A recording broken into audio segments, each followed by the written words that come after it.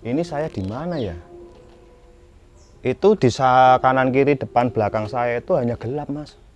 Nggak ada yang namanya pohon, nggak ada yang namanya rumah, apalagi orang lewat. Betul-betul gelap gulita. Saya memandang, sok bayangan itu datang mas, pelan. Semakin lama semakin dekat kan semakin jelas mas. Sangat jelas lah. Begitu di depan saya, kurang lebih jarak 2-3 langkah di depan saya, baru kelihatan jelas banget dari kaki sampai kepala itu sesosok perempuan setengah baya mas. Begitu saya tersadar, posisi saya itu yang tadinya di alam tahapan entah berantas saya nggak tahu, tiba-tiba di sekeliling saya itu saya begitu membukakan mata, kok sudah banyak orang mas di sekeliling saya mas. Ya Allah, kamu dari mana saja? Semalaman dicari orang sekampung nggak ada, nggak ketemu kan.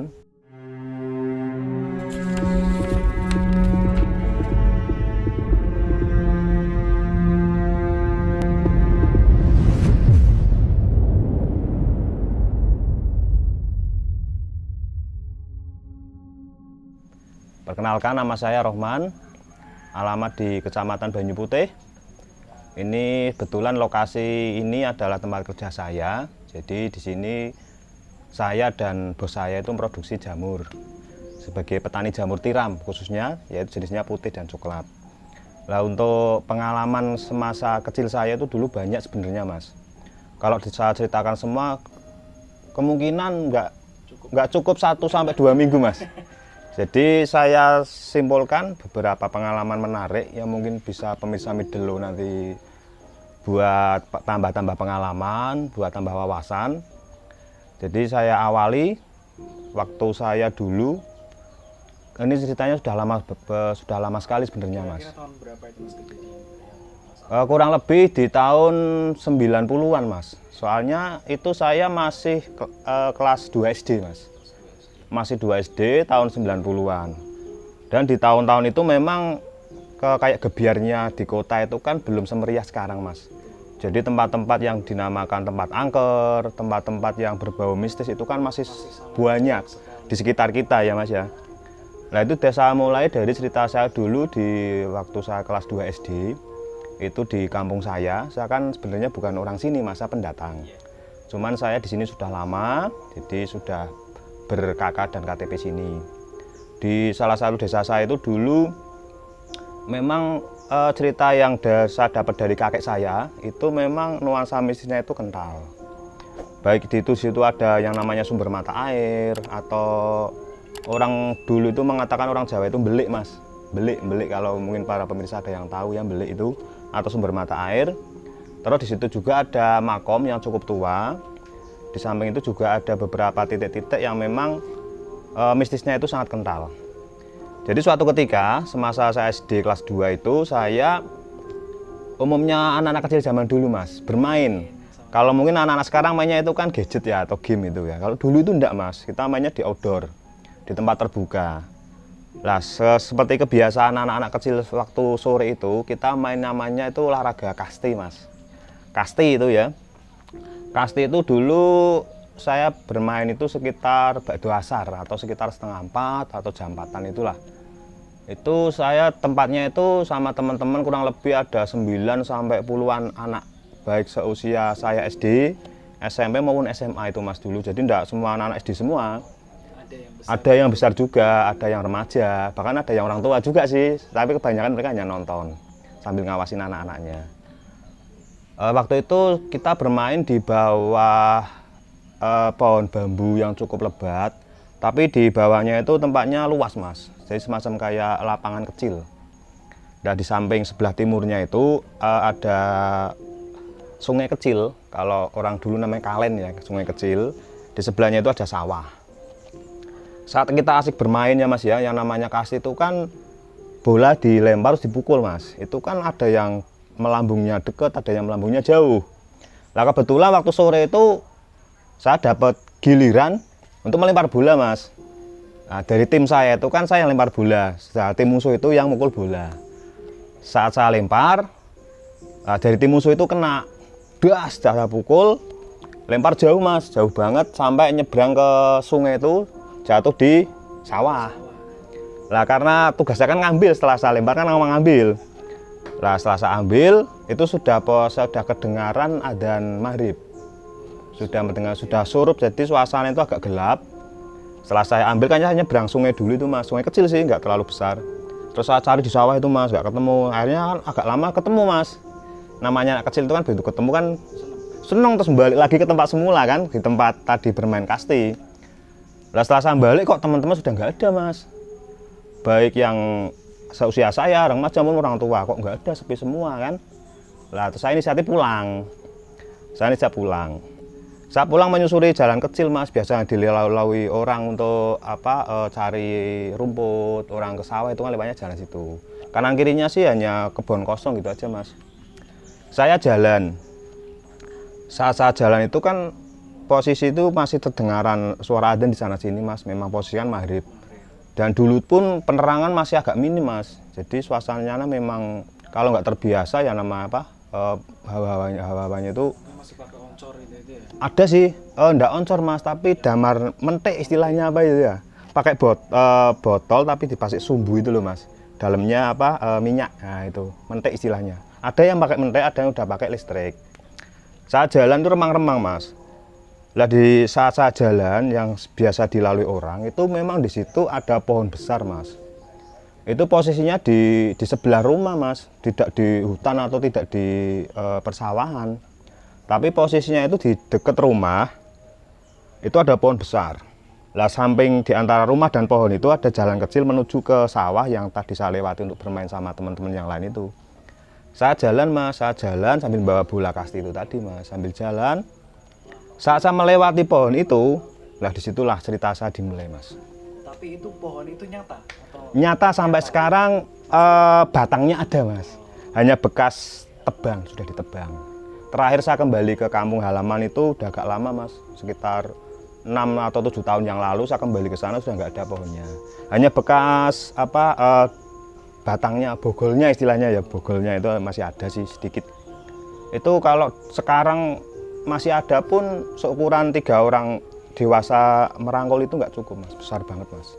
Dan itu pohon rambutan sih, usianya mungkin udah puluhan mungkin ya. Soalnya sebelum saya lahir pun sudah ada, kata simbah-simbah saya dulu ada. Setelah saya jalan, nah di situ baru pengalaman pertama dalam hidup saya mengalami hal gaib di situ mas.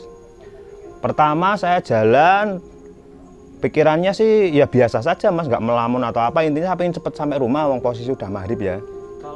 Kalau hari-hari sebelumnya emang dia samain sama anak-anak tuh emang sampai maghrib atau baru kali ini sampai maghrib? Oh biasanya sampai maghrib mas, sering. Biasa sering seperti Karena jadwalnya waktu hari itu aja yang pengalaman seperti itu. Lah makanya tadi saya menyampaikan pengalaman gaib saya itu dimulai dari itu tadi, saya jalan melewati pohon rambutan. Padahal saya setiap hari lewat situ.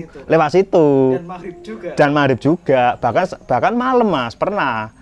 Namanya kecil kan, bermainnya kesana kemari, ya itu istilahnya dulu itu main petak umpet. Nah kan juga saya ngumpet di situ atau ngumpet di sebelahnya kan, enggak ada apa-apa mas. Tapi entah kenapa hari itu, entah kenapa jam itu kok ada kejadian ganjil mas. Setelah saya melewati pohon rambutan tadi, saya berjalan kurang lebih arahnya ke utara. Saat itu juga saya melewati persis di samping saya, jadi sebelah kiri saya berarti mas, soalnya saya kan jalannya ke utara. Samping kiri saya jalan, langsung pandangan saya gelap mas. Bukan karena mati lampu loh mas, bukan karena mati lampu atau cuaca yang mendung, bukan. Tapi betul-betul murni, saya tidak sadar, mata saya terpejam. Begitu saya kurang lebih 1 menit 2 menit kalau nggak salah itu mas, langsung saya matanya terbuka lagi mas. Begitu saya terbuka, saya sentak terkaget. Saya merasakan ini saya di mana ya? Karena yang saya lihat di depan saya, kanan, kiri, bahkan saya sempat tolak-tolak mas.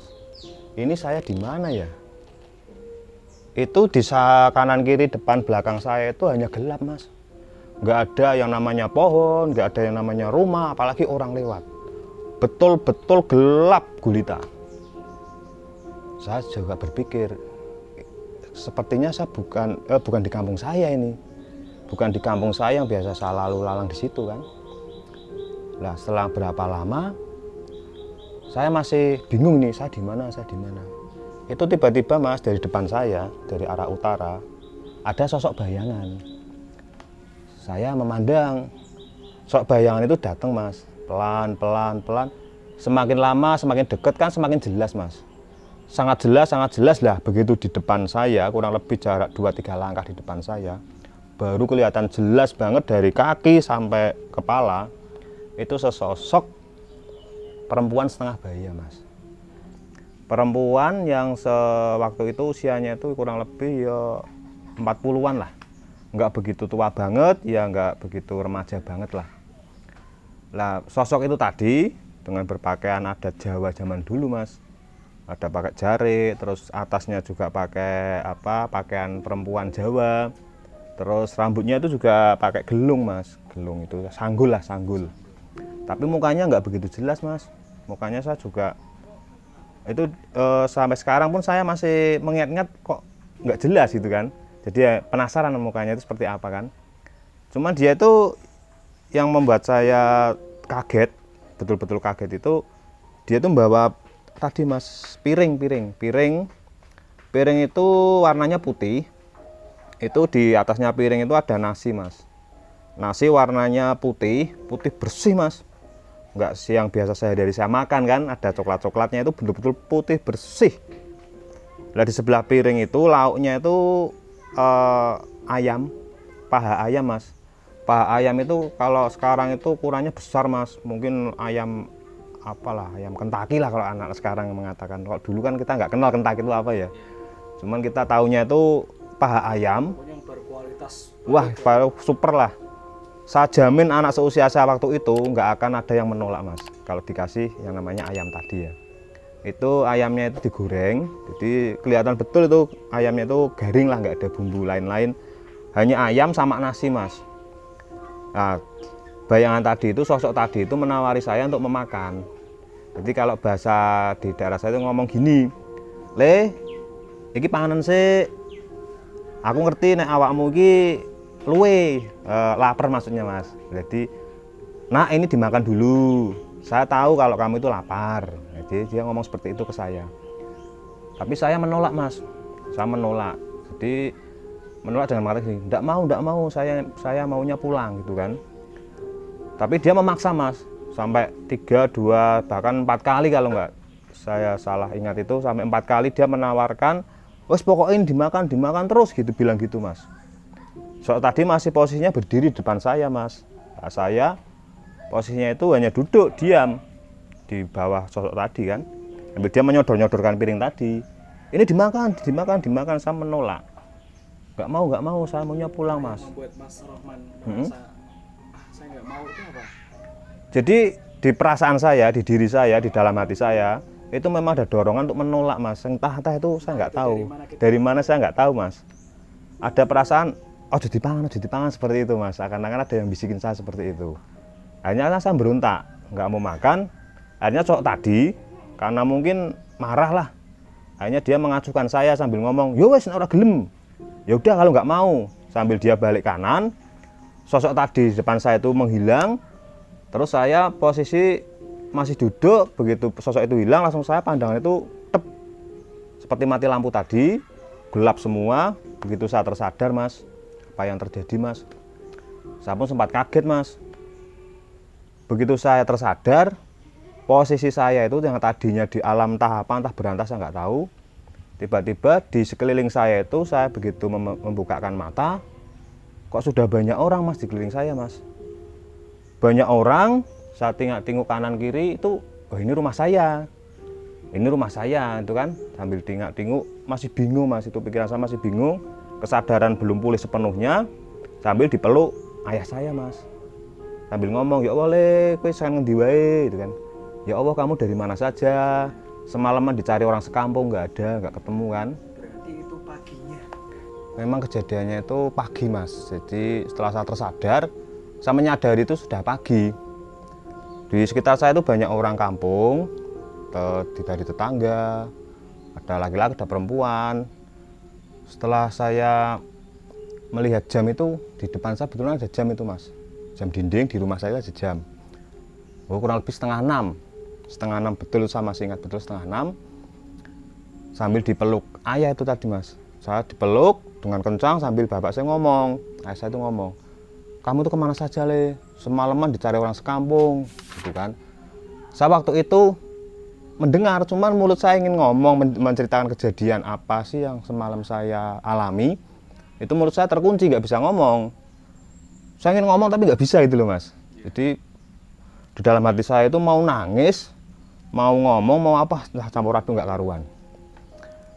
Dari situlah setelah saya dipeluk sama bapak tadi, terus saya ngomong udah nggak bisa, akhirnya saya dimandikan sama bapak, dibawa ke kamar mandi, dimandikan, terus saya dibawa ke ruang kamar saya, terus saya didudukkan. Setelah saya berpakaian bersih, udah mandi, nah baru saya bisa ngomong mas. Sedikit-sedikit saya ngomong, cerita sama bapak, Pak, ini tadi malam saya mengalami seperti ini, seperti ini, seperti ini. Akhirnya bapak saya itu berinisiatif, jangan-jangan anak ini nanti ada efek yang ditimbulkan setelah kejadian mistis atau gaib tadi. Akhirnya bapak saya itu pergi ke tempat orang tua, atau zaman dulu dukun lah dalam tanda kutip ya. Cuman jalurnya kan jalur baik, tidak jalur yang jelek. Pinter, gitu. Orang pinter ya mas ya, supranatural lah kalau zaman sekarang. Itu ditanyakan, Mbah, tadi malam anak saya seperti ini. Akhirnya dia ngomong, iya betul, memang kejadiannya itu betul dan nyata, bahwa anaknya sampean, putrane jenengan, itu memang betul-betul dibawa ke alam yang namanya gaib tadi. Nah, terus dia tanya, ada sosok yang menghampiri seorang perempuan, persis yang seperti saya ceritakan tadi, itu orang pintarnya tadi juga ngomong seperti itu membawa nasi sama lauk ayam tadi, persis seperti yang saya alami. Tanpa mas bilang gitu. Tanpa saya ngomong mas, itu ceritanya ke bapak saya. Hanya ngomong bapak saya, iya betul mbah. Nah, untung anaknya sampean itu tidak makan, bilang gitu. Nah kenapa mbah? Itu kalau dimakan, itu bisa jadi anaknya sampean diambil sama sana, diambil sama makhluk gaib tadi. Bisa jadi saya nggak pulang mas, bisa jadi mas nggak mungkin ketemu saya lagi di alam nyata seperti ini. Dari situ akhirnya bapak pulang, menceritakan ke saya bahwa benar nih, kamu itu memang dibawa ke alam yang namanya gaib tadi. Nah dari situ terus bapak saya ngomong, jadi pesan dari orang pintar tadi kan sebelum pulang dipeseni sama orang pintar tadi sebelum bapak saya pulang, dipeseni ini putranya jenengan itu ada semacam titisan. Kalau ditarik dari sejarah keluarga saya mas, memang nggak sedikit sih mas ya, nggak sedikit dari kakek saya, buyut saya maupun canggah, itu memang ada atau beberapa simbah-simbah saya itu yang boleh dibilang sesepuh atau orang pinter. Jadi ada sedikit atau banyaknya saya kurang tahu, itu ada ilmu yang netes ke keturunannya. Padahal simbah saya itu dulu itu punya 7 anak mas, 7 anak, yang 6 itu perempuan, termasuk ibu saya kan yang ketiga. Terus yang ke-7 yang terakhir ini laki-laki mas, atau om saya kan laki-laki. Itu om saya pun ada titisan seperti itu. Jadi sampai sekarang dia boleh dibilang jadi semacam orang pinter lah. Memang dia ditekuni dan dia benar-benar suka sama hal seperti itu, seperti bapaknya tadi. Sedangkan saya sebagai cucu, kalau hal-hal gaib seperti tadi memang tidak begitu tertarik mas. Betul tidak begitu tertarik. Karena ada pengalaman saya kecil waktu itu, nah, sampai sekarang pun mas, sampai sekarang mas, itu dari saya SD, SMP, SMA sampai sekarang saya sudah menikah punya anak mas, itu yang namanya merasakan, melihat ataupun mendengar masih sering mas, masih sering. Jadi Sering dengar atau dilihat? Kalau selama ini yang sering saya lihat itu sosok bayangan, entah laki-laki atau perempuan saya kurang tahu. Yang kedua, saya sering mendengar mas, dari suara gaib sana itu semacam bisikan ke saya atau bisikan ke memberikan peringatan atau mungkin bisikan untuk melakukan sesuatu, itu sering. Berarti itu jelas ya? Jelas mas, didengar itu jelas. Jelas Kan seperti saya ngobrol sama jenengan ini tadi, jelas sekali di telinga saya. Contoh Mas, contoh. Saya katakanlah mau jalan ke sana ya, jalan di suatu tempat. Saya ada niatan untuk jalan ke situ. Ada yang mengatakan, jangan lewat situ. Saya nggak berani lewat situ kan. Nah, ternyata setelah saya telusuri kenapa kok saya ada bisikan nggak boleh ke situ. Katanya masyarakat sekitar memang di situ ada sesuatu yang memang kalau ada orang yang niatnya nggak baik, itu pasti celaka. Nah, terus merasakan. Dari saya merasakan itu seperti kalau orang bilang itu apa ya, bulu kuduk merinding itu loh Mas. Itu pun tadi saya sebenarnya bercerita dari awal sampai akhir. Itu di lokasi sini kalau Masnya melihat itu ya ada beberapa sosok sih Mas. Ada memang. Itu pun saya pernah melihat Mas. Kalau merasakan hampir setiap hari. Karena kan saya bekerja di sini. Tapi kalau melihat ya tidak mesti. Kadang sebulan sekali atau mungkin 1 minggu sekali. Dan itu bentuknya bayangan apa solid? Itu kadang-kadang bayangan, kadang-kadang solid Mas. Kalau saya boleh menyampaikan sesuatu, ini di sini itu sosoknya yang pertama ada sosok perempuan Mas. Yang pertama ada sosok perempuan. Yang kedua ada sosok yang orang umum menamakan itu genderuwo Mas. Genderuwo itu sosoknya tinggi besar, hitam, matanya merah melotot, giginya bertaring, itu badannya dipenuhi bulu semua.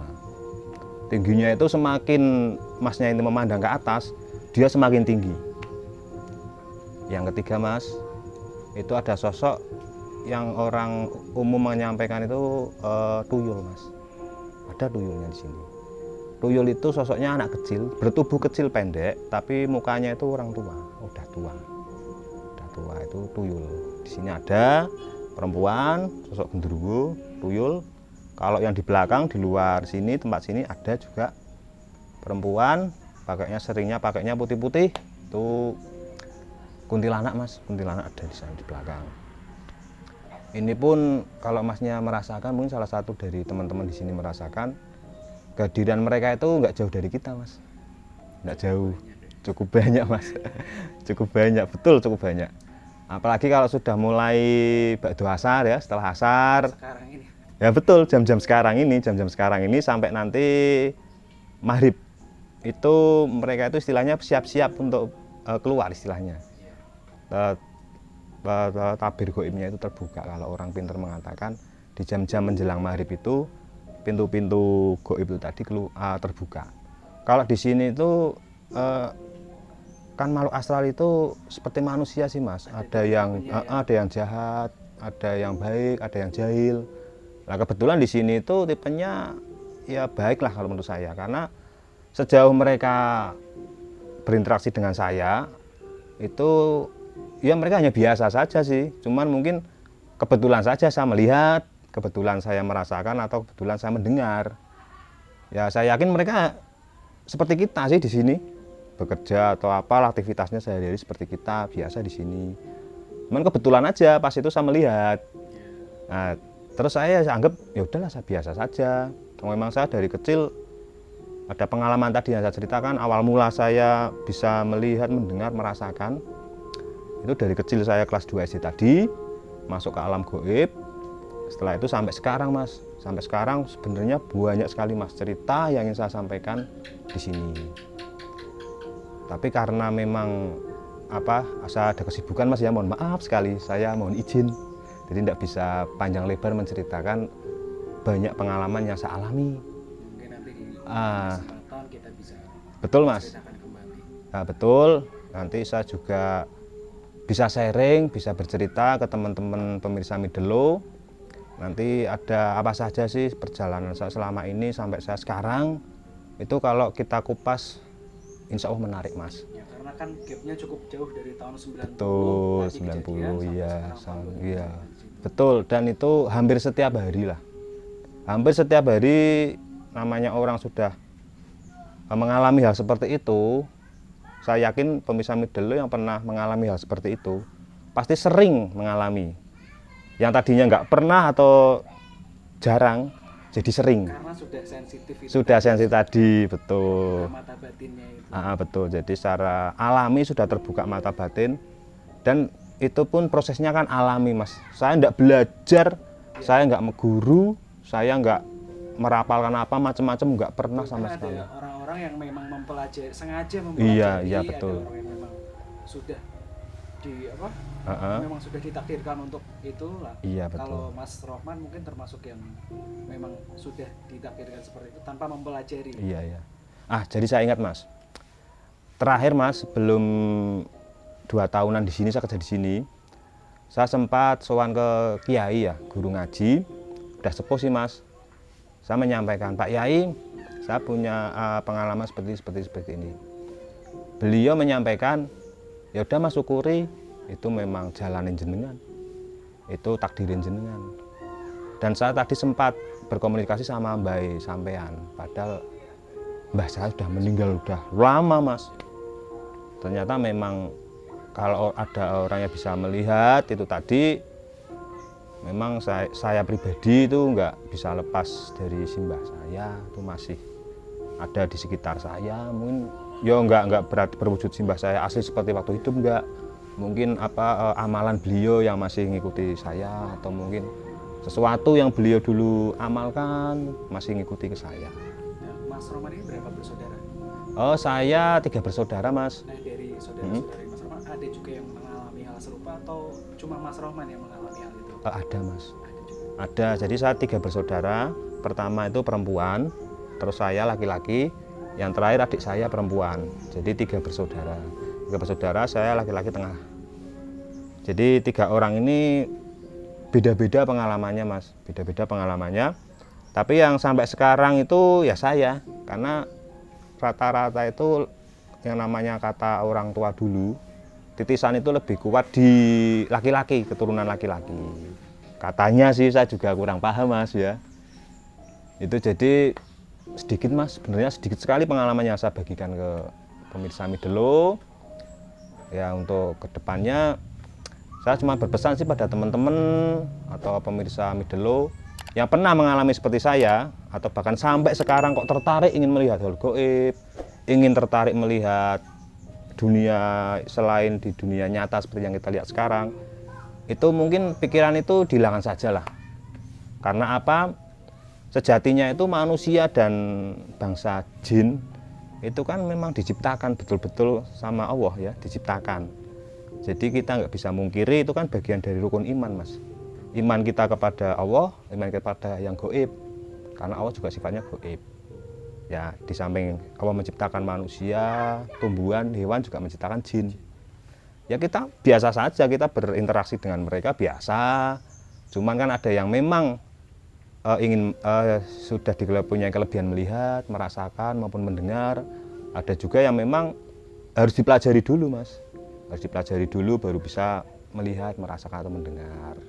Gitu aja, mungkin udah cukup dari saya mas. Terima kasih sekali atas berbagi pengalamannya kepada mata batin kali ini. Iya. Terima kasih buat Mas Rohman sekali lagi. Mudah-mudahan pemirsa sekalian bisa mengambil hikmah dari cerita semua ini. Dan sehat-sehat selalu Mas Rohman. Amin mas, terima kasih. Semakin lancar. Terima kasih mas, terima kasih. Demikian kisah mata batin kali ini. Lain kali pasti bisa dilanjut lagi dengan Mas Rohman. Bisa mas, insya Allah. Banyak sekali ceritanya dari betul. Mas Rohman. Terima kasih. Wassalamualaikum warahmatullahi wabarakatuh. Waalaikumsalam warahmatullahi wabarakatuh.